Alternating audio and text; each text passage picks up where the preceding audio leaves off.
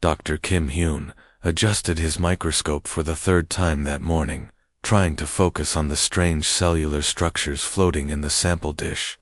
The research station on Kepler-4 for to be hummed with quiet activity as human and alien scientists worked side by side. The crystalline Zephyrians moved with fluid grace between the laboratory tables, their translucent bodies catching and refracting the artificial lighting into dancing rainbows across the white walls. The protein chains are forming in ways we never expected, Kim said to his research partner, a Zephyrian named Velkith. The alien's triangular head tilted in what Kim had learned was their equivalent of a nod. 3 years of working together had taught him to read their subtle body language. Your species has remarkable insight into biological adaptation, Velkith replied, his voice carrying the musical quality that made all Zephyrian speech sound like wind chimes. We have much to learn from human flexibility. Kim smiled. The collaboration had been one of humanity's greatest diplomatic successes. The Zephyrian hegemony controlled vast stretches of space and possessed energy manipulation technology that seemed almost magical. In exchange, humans offered their natural adaptability and creative problem-solving skills. It was a partnership, built on mutual respect and genuine friendship. The morning routine was interrupted by alarms blaring through the station's corridors. Kim looked up from his work as Commander Park. Jinwoo's voice echoed over the intercom system, tight with tension he'd never heard before. All personnel to emergency stations. We're receiving priority distress signals from multiple colonies. Kim and Velkith exchanged worried glances. In the 3 years of their partnership, there had never been a general emergency. The galaxy had been peaceful for over 2 centuries. Wars were things from history books, not current reality. In the communications center, Commander Park stood before a bank of screens, showing static-filled transmissions from across human space. His face was pale as he listened to garbled voices, crying for help. At exactly 0847 ship time, the first clear message came through from New Geneva Colony. Under attack, ... Zephyrian ships, ... no warning. They're firing on civilians, ... The transmission cut to screaming, then silence. Park's hands shook as he tried to re-establish contact. One by one, similar messages arrived from 17 different human colonies. Each told the same impossible story. Zephyrian battle fleets had appeared without warning and begun systematic attacks on human settlements. Kim felt his stomach drop as he watched the reports flood in. He looked at Velkith, who stood frozen beside him. The aliens, usually bright-formed, dimming with shock and horror. This cannot be, Velkith whispered. The Hegemony Council would never authorize such action. There must be some mistake. But the evidence kept coming. Video feeds showed crystalline warships emerging from hyperspace jumps, their elegant hulls reflecting sunlight as they opened fire on defensively helpless human colonies. The same energy technology that had been shared for peaceful mining and construction, now carved through buildings and ships, like they were made of paper. Admiral Lee Sungmin watched from the bridge of the exploration vessel New Dawn as the feeds from Titan Colony showed the final moments of 3 million lives. The Zephyrian fleet commander appeared on screen, his crystalline features cold and emotionless. Citizens of the human territories, the alien announced in perfect, emotionless English. Your species has been classified as a contamination by the Hegemony Council. Your rapid expansion and chaotic influence disrupt the natural order of established civilizations. The human contamination ends today. Surrender your remaining worlds immediately, and some may be permitted to survive as workers in service to superior species. The transmission ended. In the silence that followed, Kim could hear his own heartbeat pounding in his ears. 3 years of friendship, of shared discoveries, and mutual learning, wiped away in minutes. The peaceful galaxy humanity had known was gone forever. Back on Kepler-4, for to be, the orbital bombardment began without further warning. Kim barely had time to look up from the communication screen before energy beams began slicing through the research station's walls. The same technology he'd watched Velkith use to carefully examine cell samples now tore through metal and concrete like they were tissue paper. Emergency lights flashed red as sections of the station lost power. In the chaos, Kim saw V standing motionless, his form flickering with distress patterns that indicated complete shock. The alien scientist was as surprised by this betrayal as any human. "Why?" Kim shouted over the sound of collapsing walls and emergency sirens. "Your people were our friends." "Not my people," Velkith replied, his voice barely audible. "The Council. They made this decision without consulting the research communities. We are as betrayed as you are." Kim struggled to reach the emergency communication station as another energy beam carved through the laboratory ceiling. Sparks showered down around him as he activated the transmission system one final time. "Earth Command. This is Dr. Kim Hyun, on Kepler 4, for to be. They've betrayed us. The Zephyrian hegemony calls us a contamination. They mean to wipe us out completely." He paused as another section of the station collapsed nearby. "Tell everyone ... They started this war." The transmission cut as the power systems finally failed. In the darkness, Kim could hear the sound of approaching Zephyrian forces, preparing to board what remained of the station. But something in the way Admiral Lee's eyes had hardened during that final broadcast suggested the Zephyrians had made a terrible miscalculation. They expected humanity to surrender like countless other species had done throughout galactic history. Instead, they had awakened something that had been sleeping in the human spirit for centuries. Something dark and determined that would not go quietly into extinction. That assumption would prove to be their first and greatest mistake. The sound of hammering metal echoed through the Martian shipyards 24 hours a day. Workers who had spent decades building peaceful exploration vessels now welded armor plating and weapon mounts onto hulls designed for a single purpose. The Red Planet had become humanity's forge of war, and the fires burned without rest. Dr. Choi Minesio walked through the medical facility, checking her notes one final time before addressing the crowd of volunteers. The enhancement protocol had been theoretical until 6 months ago. Now, it was humanity's desperate gamble for survival. She paused at the entrance to the assembly hall, took a deep breath, and stepped inside. 200 volunteers sat in perfect silence, men and women from every human colony that had survived the initial attacks. Their faces showed the same expression of grim determination that had become common across human space since the betrayal. "I will not lie to you," Choi began, her voice carrying clearly through the room. "The enhancement protocol has a 60% survival rate. 4 out of every 10 volunteers will not survive the procedure. Those who do survive will become something more than human. Your reflexes will be faster than any natural human. Your ability to recognize patterns and make tactical decisions will be enhanced beyond normal limits. You will become our sword against the hegemony." She paused, looking at the faces before her. "But you will also be changed in ways we cannot fully predict." The volunteers from the first group report that they think differently now. They see the world through different eyes. Some say they no longer feel fully human. Captain Yu, Jae-sung sat in the front row, his hands clenched in his lap. 6 months ago, he had been a diplomatic officer, spending his days negotiating trade agreements and cultural exchanges. Then the news came from Kepler 44 to be.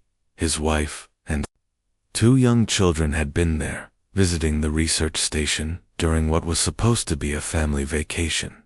The video feeds showed crystalline ships firing on evacuation shuttles. His family's shuttle had been among them, turned to vapor in seconds by weapons that had once been demonstrated as mining tools. Diplomacy was no longer his calling. "I volunteer," he said, standing up. His voice was steady, but those who knew him could see the fire burning behind his eyes. Others followed, Dr. Kang Hai-jin, who had lost her entire research team when the Zephyrians destroyed the orbital laboratory above Proxima Centauri. Engineer Park Dong-woo, whose brother had died, defending New Geneva's children during the evacuation. One by one, they stepped forward, ready to sacrifice their humanity to save what remained of it. The procedure took 3 days. Yu lay in the enhancement chamber as machines rewrote his nervous system and brain chemistry.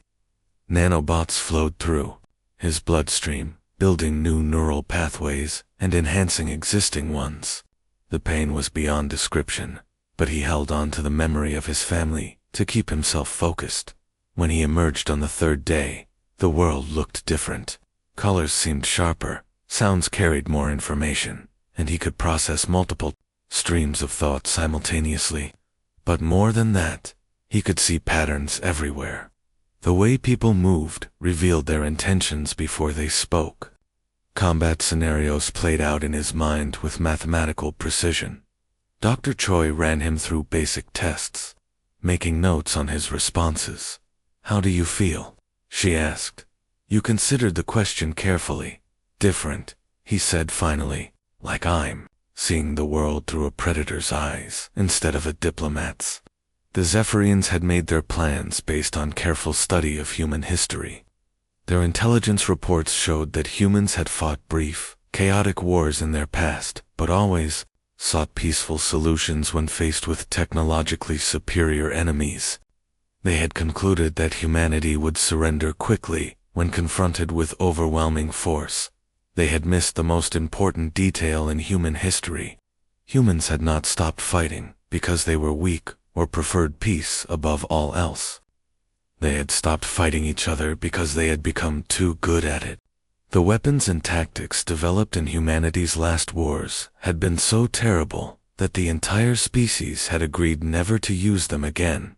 Admiral Lee Sung-min stood in the command center overlooking the Martian shipyards, watching the first troop warship humanity had built in 3 centuries roll out of the construction bay. The ship called Retribution was nothing like the graceful exploration vessels that had carried humans to the stars. Every line of her hull spoke of deadly purpose. Her armor was designed to absorb energy weapons. Her own weapons were built to punch through crystalline shields and hulls. "Status report," Lee ordered. "The Retribution is ready for space trials." "Admiral," his aide replied. "Weapons systems are fully operational.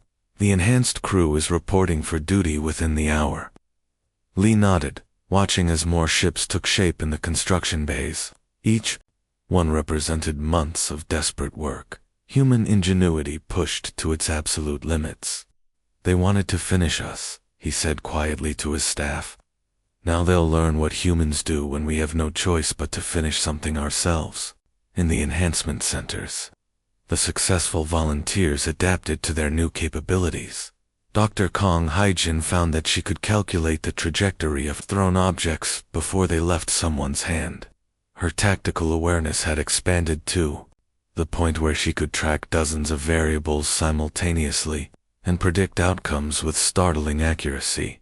But the changes went deeper than enhanced reflexes and improved thinking. The volunteers moved with a fluid grace that seemed almost inhuman. When they looked at someone, it was with the focused attention of a hunter evaluating prey. They had volunteered to become weapons, and the process had succeeded beyond all expectations. The peaceful galaxy that had existed for centuries was about to discover why humanity had once been very, very good at war. And this time, they would not stop until the threat was completely eliminated. Captain Yu Jae-sung felt the vibrations of enemy fire hitting his ship's hull as he gripped the command chair of the Retribution. Red warning lights flashed across the bridge, while his crew worked at their stations with the calm efficiency that came from months of intensive training. 6 months ago, he had been sitting across negotiation tables from alien diplomats, discussing trade routes and cultural exchanges. Now, he commanded humanity's most advanced warship in their first major battle in over 200 years. "Enemy fleet approaching from Sector 7, reported his tactical officer, Lieutenant Kim Soo-jin. Her voice carried the same enhanced clarity that marked all the volunteers who had survived the enhancement protocol. 12 Zephyrian vessels, including 2 heavy cruisers. You studied the tactical display with eyes that now processed information at superhuman speeds. The Zephyrian formation was textbook perfect, designed to overwhelm smaller forces through concentrated firepower and superior positioning. It was exactly the kind of strategy that had crushed dozens of other species throughout galactic history. All ships, prepare for pattern Delta 7, you commanded into his communications system. Across space, the other human vessels acknowledged his orders. The small fleet of 8 ships began what appeared to be a panicked retreat, breaking formation and scattering in different directions as Zephyrian energy beams carved through the space they had just occupied. Lord Kethver, commander of the Zephyr assault fleet, watched the human response from the bridge of his flagship. His crystalline features formed what passed for a smile among his species. The intelligence reports had been correct. Humans fought like their primitive ancestors, becoming disorganized and fleeing when faced with superior firepower. Pursue the scattered vessels, he ordered his captains. Destroy them individually before they can regroup.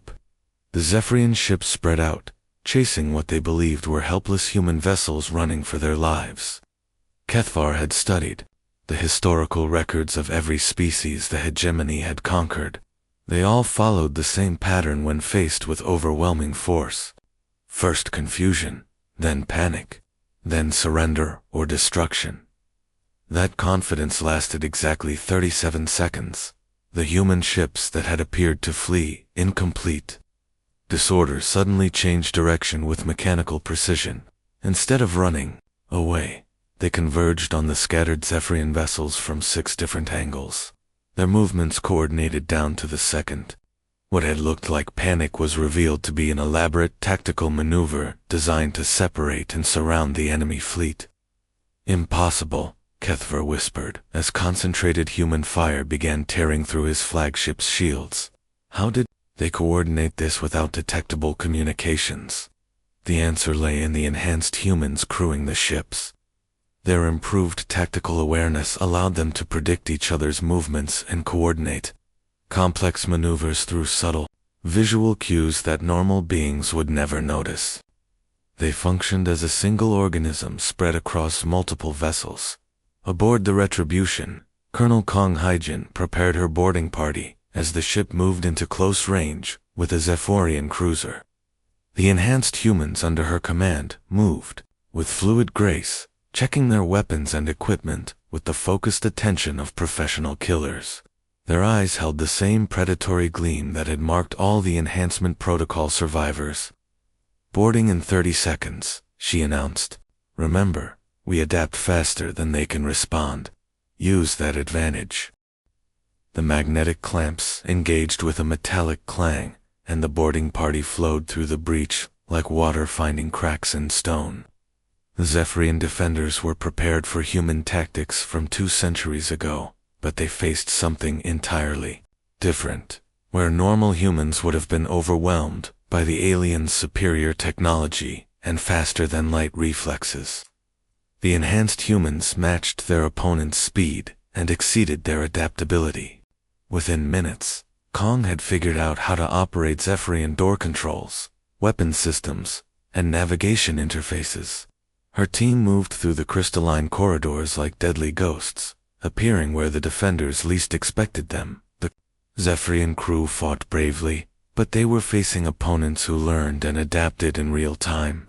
Every defensive tactic they used was observed, analyzed, and countered within moments. The enhanced humans seemed to predict their movements before they made them. Back on the flagship, Lord Kethver watched in growing horror as his fleet was systematically dismantled. Human ships that should have been destroyed continued fighting even after taking damage that would have crippled any other vessel. Their crews seemed to operate with a coordination that bordered on telepathic. They learned our weapons patterns in minutes, not months, he reported to Hegemony Command, his voice filled with disbelief. These are not the same humans from the historical records. One by one, the Zephyrian vessels fell silent.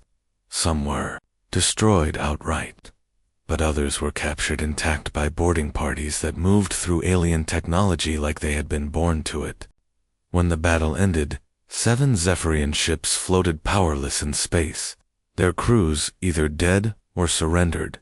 Admiral Lee Sungmin transported over to the captured dreadnought Crystal Storm, walking through corridors that still flickered with emergency lighting. His boots echoed on crystalline floors as he made his way to the bridge, where banks of alien computers held information that would change the course of the war. "What have we learned?" he asked the enhanced technicians who were already working to access the ship's memory systems. "Everything, sir," replied Dr. Park Min-ho, his fingers dancing over controls that he had never seen before but somehow understood intuitively. Navigation charts, fleet positions, military installations across 3 sectors. The Zephyrians kept detailed records. Captain Yu's voice crackled over the communication system from the Retribution. "First engagement, successful. 7 enemy vessels captured. Beginning reverse engineering operations immediately." Lee nodded, looking out through the crystalline viewport at the debris field that had once been a confident Zephyrian fleet. The aliens had expected humans to fight like their ancestors, using outdated tactics and primitive coordination. Instead, they had faced something entirely new, adaptive predators that learned from every encounter and emerged stronger than before. Admiral Lee Sungmin walked across the bridge of the Prometheus, his boots clicking against floors made of crystalline material that sparkled like captured starlight. The ship represented everything humanity had learned in 2 years of brutal warfare.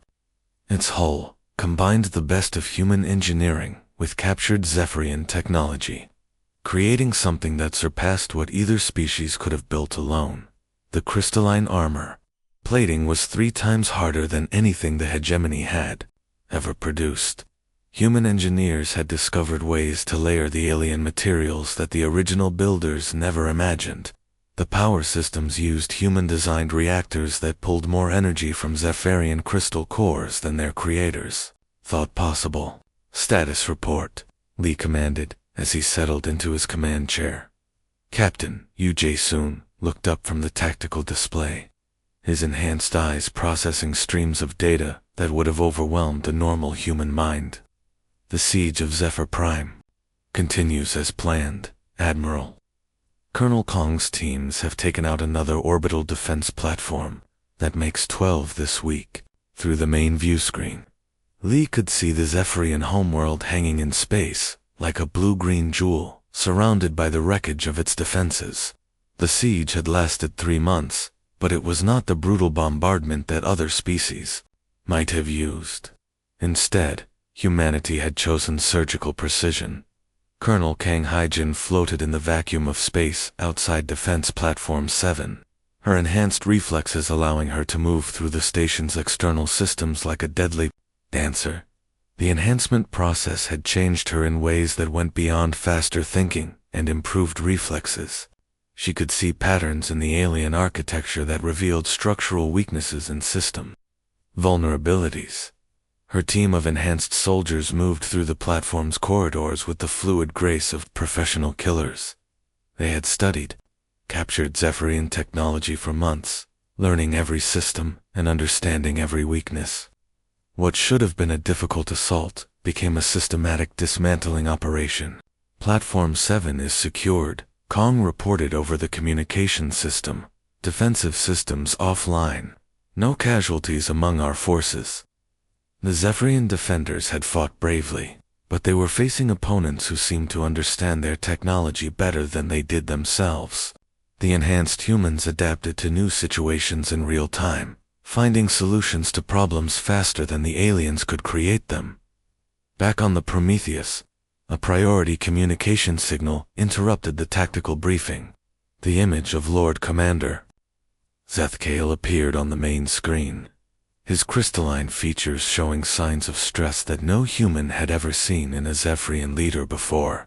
"Admiral Lee," the alien commander began, his musical voice carrying undertones of desperation. I request immediate ceasefire negotiations. The Hegemony Council is prepared to discuss terms for ending this conflict. Lee studied the alien's face for several seconds before responding. His expression remained completely neutral, showing none of the emotions that burned beneath the surface. Tell him what we told the others, he said to Captain Yu. They wanted to finish the human contamination. We're simply finishing what they started. Zethkale's image flickered as the transmission was cut. Above Zephyr Prime, the final Zephyrian fleet began forming into battle formation. 300 crystalline vessels arranged themselves in the classic defensive pattern that had protected hegemony worlds for centuries. Against them, 100 human ships moved with predatory grace. The numbers should have heavily favored the Zephyrians. They had more ships, more firepower, and they were fighting to defend their homeworld. Every tactical analysis suggested that the humans would be overwhelmed by sheer force of numbers. The battle began at dawn, Zephyr Prime time. Human ships moved through space, with coordination that seemed almost telepathic. 2 years of warfare had turned them into a single organism, spread across multiple vessels. They incorporated technology, captured from dozens of alien species, encountered during the war, creating hybrid systems that no single race could have imagined. Dr. Park So-young led her boarding team through the corridors of a Zephyrian heavy cruiser, her enhanced senses allowing her to track multiple targets simultaneously. She had volunteered for the enhancement protocol after losing her 2 children in the attack on New Geneva. The procedure had changed her into something between human and weapon, but she carried the memory of her family as motivation for everything. She did. The Zephyrian crew fought desperately to repel the boarders, but they were facing opponents who had spent 2 years learning every aspect of their technology. Park's team moved through the ship like they had built it themselves, accessing control systems and disabling defenses with surgical precision. Engineering section secured, she reported. Main power systems under our control. Similar reports came from boarding parties across the fleet. The enhanced humans had become something beyond what either species had imagined possible. They retained human creativity and adaptability while gaining capabilities that allowed them to match or exceed any alien opponent. The battle lasted 6 hours. One by one, Zephyrian vessels fell silent as human boarding parties took control or weapon systems, reduced them to debris. The crystalline ships that had seemed so beautiful and deadly 2 years ago now looked fragile against the hybrid technology that humanity had developed. When the last functional Zephyrian vessel powered down its weapons, Lord Commander Zeth appeared on screen one final time. His voice carried something that had never existed in hegemony communications before, pure, undiluted fear. We yield, he whispered, his crystalline form dimming with defeat. Please, we yield completely. Admiral Lee stood and walked to the main view screen, looking down at the world that had ordered the destruction of human colonies. His response was broadcast, not just to the surrendering fleet, but to every Zephyrian world across their former empire. You called us a contamination, he said, his voice carrying across space to billions of alien listeners. You tried to cleanse the galaxy of humanity. Consider your cleansing complete. The war was over. Humanity had won. Director Kang Hee-jin walked slowly along the marble pathway that wound through the memorial gardens of New Geneva. The morning sun cast long shadows between the crystal trees that grew here now, their translucent branches catching the light and throwing rainbow patterns across the ground. These were not earth trees, but something new, created by human scientists working with captured Zephyrian biotechnology. The rebuilt colony stretched out before her, more beautiful than anyone had imagined possible 5 years ago. Towers of gleaming metal and crystalline materials reached toward the sky, their surfaces shifting color as the light changed throughout the day. The architecture spoke of human ambition, married to alien elegance, creating something that neither species could have built alone. At the heart of the memorial gardens stood a black wall covered with names. 17 million humans who had died in the unprovoked attacks that started the war. The names were carved in letters so small that visitors needed to stand close to read them, forcing each person to confront the individual lives lost rather than seeing them as simple numbers. Kong stopped before the central inscription, reading words she had memorized long ago. They started the war with fire. We finished it with blood and steel. Let the galaxy remember.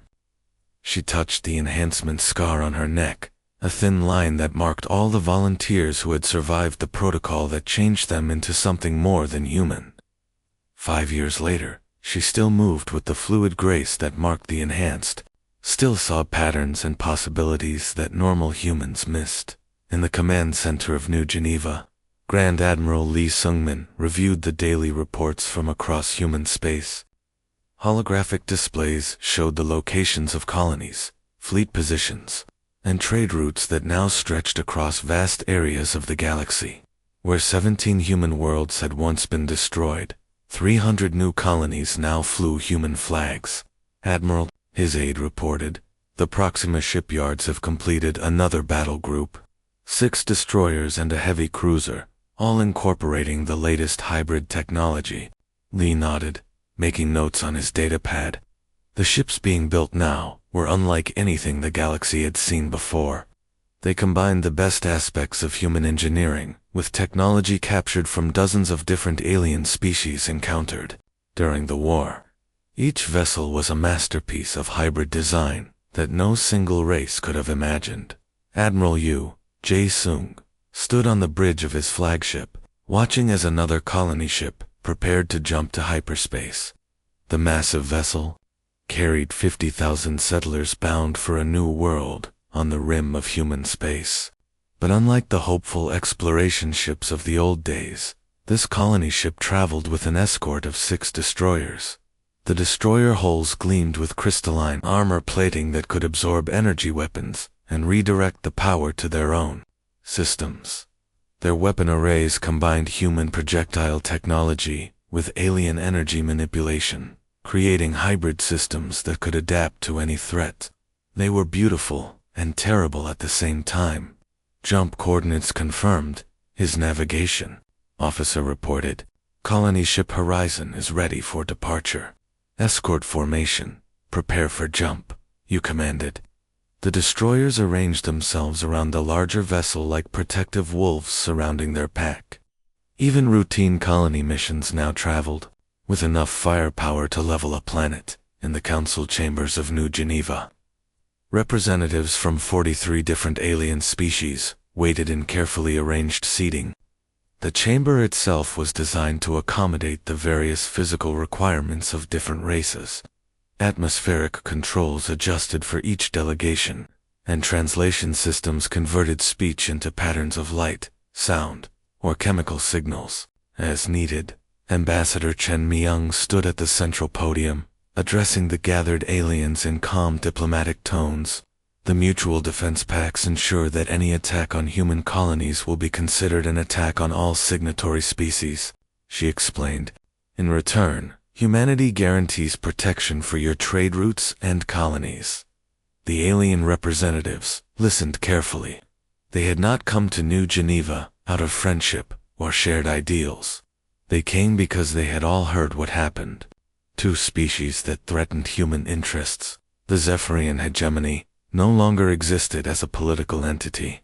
Their worlds had been incorporated into human space, their survivors working as junior partners in the new galactic order. Dr. Park. So-young looked up from her research as her assistant brought her the daily intelligence reports. Most were routine, updates on trade negotiations and colony development. But one report made her pause and read more carefully.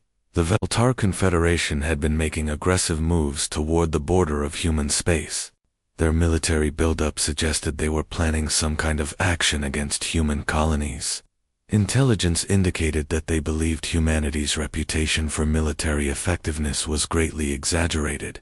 Park smiled quietly as she marked the report for forwarding to Grand Admiral Lee. Some species, it seemed, needed to learn the same lesson the Zephyrians had learned, the hard way. As evening fell over New Geneva, she watched through her office window as more ships prepared for hyperspace jumps. Colony vessels, trade ships, and exploration craft moved through the traffic patterns around the orbital stations. But every civilian ship traveled with military escort, and every escort vessel carried enough firepower to handle serious threats. The galaxy had learned to respect humanity, but it was not the same respect given to peaceful explorers and diplomatic negotiators. It was the respect given to apex predators, who had proven they could adapt, learn, and overcome any challenge. Humanity had not sought this role, but they had embraced it completely. They had become something their ancestors might not recognize, a species that understood that sometimes the only way to preserve peace was to become very, very good at war. The stars waited beyond the atmospheric barrier, filled with new worlds to explore and new species to encounter. But humanity would never again venture into space as naive peacekeepers. They had learned too much about the true nature of the galaxy to ever be that innocent again.